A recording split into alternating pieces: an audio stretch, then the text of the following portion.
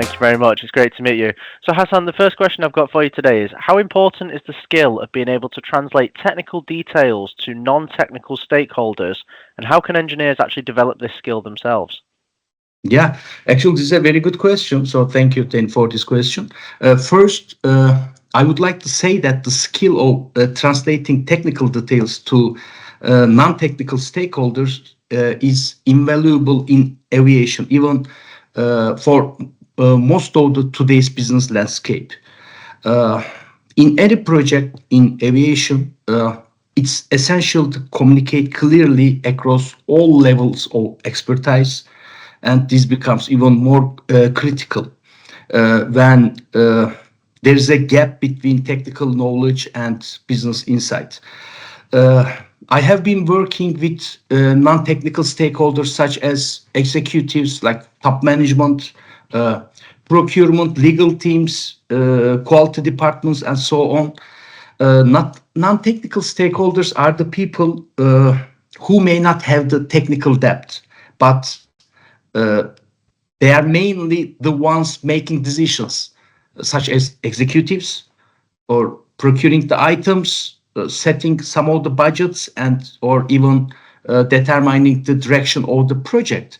If engineers or even like the project managers cannot explain the technical aspects in a way these stakeholders understand, we risk losing their buy-in or even misalignment in the project's objectives. Hence, translating the technical details really becomes a bridge uh, between execution and strategy. Uh, I believe at first, when non-technical people understand what's happening, uh, they are more invested. This means they are more likely to support us with the resources that we need, and also be more patient when issues arise, because they understand why behind delays or challenge or some settlebacks. This is so important because I faces this situation in my career a lot. Uh, Second, engineers who can explain the technical details simply are seen more reliable. When we speak simple, organized, and even avoid some jargon, stakeholders are more likely to feel confident in our recommendations. They see us not only the technical experts, but partners in for our both project success. Uh, Namely, if we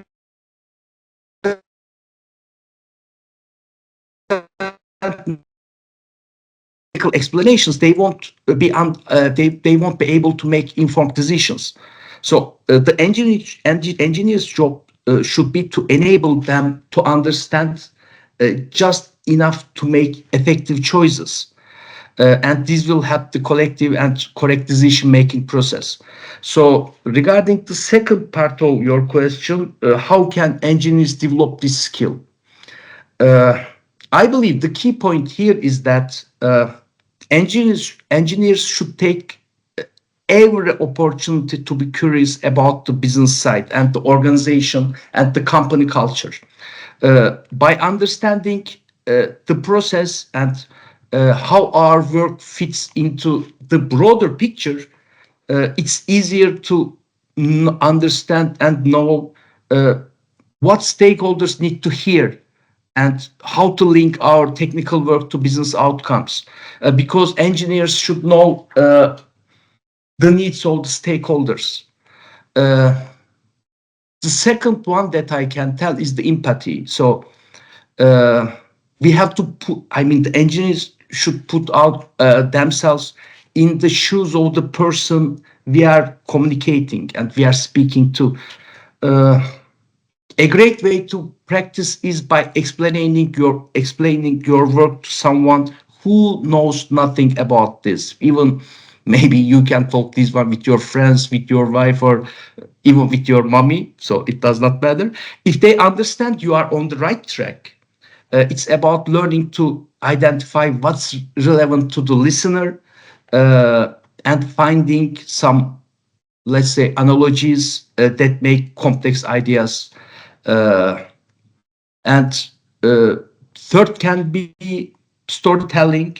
Engineers should also work on their storytelling, because even not on the project, but also like a paragraph, uh, that there is a beginning, middle, and end. If we can frame our expectations as narrative than facts, is it's easier to keep attention and explain the cause. Uh, So maybe, I mean, the engineer could talk about how it impacts people, the environment, and making it a story that they can relate to. So, briefly speaking, uh, being able to translate the technical information to uh, non-technical colleagues, or like the stakeholders, let's say, is a skill that uh, elevates an engineer from a technical expert to a communicator and maybe a true leader. It's about building bridges, enabling decisions, and fostering collaboration across uh, boundaries. So, uh, personally, I would encourage all engineers to lean into it. It's not only valuable for others, but can really open up new paths in their own career. So yeah. So briefly, this is the thing that I can answer for the first questions, Danny. Thank you very much, Hassan. Yeah, I think the way you would put it is really great, and I think that advice in terms of explaining it to friends, family, neighbors, even somebody, as you say, that has no idea what the project is, what the technical aspects are. If you can get them to a level of understanding, then those that are in these decisions, the executives that you mentioned, people that already work within the business and probably have some idea at least of the technical aspect. You should be a lot easier then to bridge that gap between yourself and them. For sure. Actually, to simplify, the things should help the engineers a lot, Yeah. so if you would like to explain everything, and actually most of them are not needed, like maybe 90% of them are not needed, so this will cause some extra time, and the people that you communicate will get bored, and it will not be productive as we thought. So definitely you would like to show yourself that you know a lot of things, some technical knowledge and so on, but this will not help, and this will not accelerate the process. So if you understand the real needs, and if you can focus on their needs and answer as simple as possible, this will be the way that can create a collaborative environment for all of the people, and follow for all of the colleagues as well. Yeah. Brilliant. Thank you very much. What's one piece of advice that you've been given that's had the most impact on your career? Yeah, one of the best pieces of advice even I received, and uh, it stuck me throughout my career. Actually, this advice uh, came from my father, is to never give up. Keep working, invest yourself, and build good relationship with people. And I've got a few studies and experiences that show why each of these has made such a difference for me. Uh, in aviation industry, there are going to be tough times. So I have faced some challenges, missed opportunities, and even setbacks that I never saw coming. But one thing I learned early on was not to let any single obstacle define me. This advice to never give up is not just motivational, it's also practical. When you are on a tough project, or a difficult path, you realize that the people who succeed are usually the ones who keep going, who put in the extra effort, even it feels like uh, things are not moving forward. Every step, every lesson adds up, even if you don't see it at first.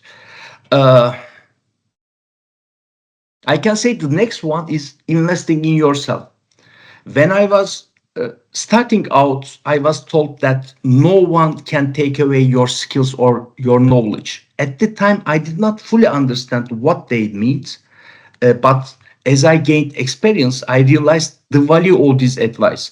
Every new skill you learn, every course you take, every bit of knowledge you gain, these things become part of you. Uh, they make you more valuable, and they also give you some options, uh, because the aviation industry is always evolving with new technology, with new regulations, and so on. When you invest in yourself, you are making sure that you will stay relevant, no matter uh, where the industry goes. So just don't be outdated, and please invest yourself. And uh, like I told before, like the relationship building, uh, this is really essential in my career, because aviation is a small world, and this becomes more obvious the longer you are in it. You meet people on one project or in one company, and you think that that's the end of it. But fast forward a few years, suddenly you are working with some of the same people again, a different role, maybe in a different country that I faced. Uh, I met uh, most of my colleagues when I was working at Turkish Aerospace. Now uh, we are working together uh, at Volocopter. So uh, the life is so interesting, because this industry has a way of bringing people back together, and when you are built strong and respectful relationship, those communications can open doors even you did not know existed. uh, when it comes to the relationships, I was advised early on to treat everyone with respect, because people remember how you made them feel, whether you were easy to work with, whether you were reliable, and these impressions can have bigger impact on your career than you might expect. Uh, and I have to say one fact, that a strong network cannot be built like in one day, but over time, every good connection you make helps you, and often in many ways you don't realize until later. And one last point on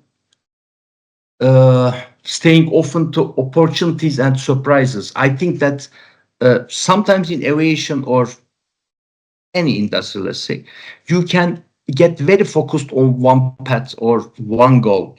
But part of the advice I got was to stay open, because you don't always know where your next opportunity might come from. These industries interconnected, and that's a big advantage if you are open to it. And sometimes uh, those are the steps that lead to unexpected growth. So uh, briefly, I can say, like, never give up. Uh, keep investing in yourself, and build good relationship. Uh, Aviation will surprise you guys, and when you are ready for that, you will find opportunities that keep you moving forward. What are the key traits that a project manager needs in order to become successful? Yeah, to me, There are a few key traits that make a project manager successful, but my answer will be regarding the aviation. Because in a technical field like aviation, I believe at first technical understanding is an essential trait. So in my experience as a project manager, program manager, whatever, with a strong technical background, whether there's a design engineer or similar, it's much better to lead projects in this industry. Aviation projects are generally complex and demand some basic engineering principles. When a project manager understands the technical side, they can more informed decisions, communicate more effectively with technical teams, and foresee potential challenges early. This does not mean a project manager has to be an expert in every technical detail, but they should have a foundational understanding that allows them bridge the gap between the technical and non-technical sides of the project. Apart from technical understanding, or let's say like the understanding of the scope, communication skills are also the key trait. Uh, as project managers, we are the connection between the stakeholders, such as the upper management, top management, internal teams, suppliers, and so on. Our job is to make sure everyone is on the same page. Uh, this is not just about being clear in emails or meetings, but uh, also about actively listening to people's concern and ideas. So hence, I can say that communication is the foundation. Uh, if we cannot relay information effectively, let's say, there is a real risk of misunderstanding, even delays and conflicts. Uh, the next one would be the organization, uh, because projects have so many moving parts. A successful project manager has to stay on top of deadlines, resources, deliverables, and uh, any issues that might come up. Being organized help us make sure things are moving forward, and helps the team members stay focused and uh, even more productive. Uh, and also, I can say the problem solving ability, because uh, we plan something, but in aviation, generally, unexpected challenges always arise. It's very normal in aviation. A great project manager needs to stay calm under pressure, analyze the situation, and find solutions. Often, these solutions might not be perfect, but the key is to keep the project moving. Sometimes, even it could be a quick fix, uh, but other times it's about looking at the big picture and making strategic adjustments. Uh, like there's a kind of linkage here, because like the empathy and like the people skills are uh, critical, because uh, project management in many ways, let's say people management, we work with all kinds of personalities, skill levels, and some different work styles. Being able to understand and respect each team member's point of view is crucial. Empathy helps build trust and creates a positive environment. Uh, and adaptability is also important. I mean, things can change all the time. Uh, let's say the requirements. Uh, I mean, if you developed something from spec to the builds, the requirements are mainly subject to change on timelines and also priorities. And a project manager should not get stuck on one approach, but instead of this, project manager should adapt and adjust as needed. This means staying flexible, sometimes even changing on our perspective when we realize something is not working well. In summary, I believe the key traits for a successful project management are, for me, technical understanding, communication, organization, problem solving capability, empathy, adaptability, and adaptability. I believe. I mean, it's very easy to say this kind of traits, but please, let's take into account that developing these traits is like a journey, and with each project you get a little bit better, a little bit better, and a little bit better. The important thing here is to stay open, learning, and keep working on these skills. They are what make us better managers and ultimately make our projects more successful. Yeah, brilliant. Thank you very much. I think that was really great advice. And, I think the particular thing that stood out to me there was the engineering sort of understanding, the technical expertise, that you mentioned at the start.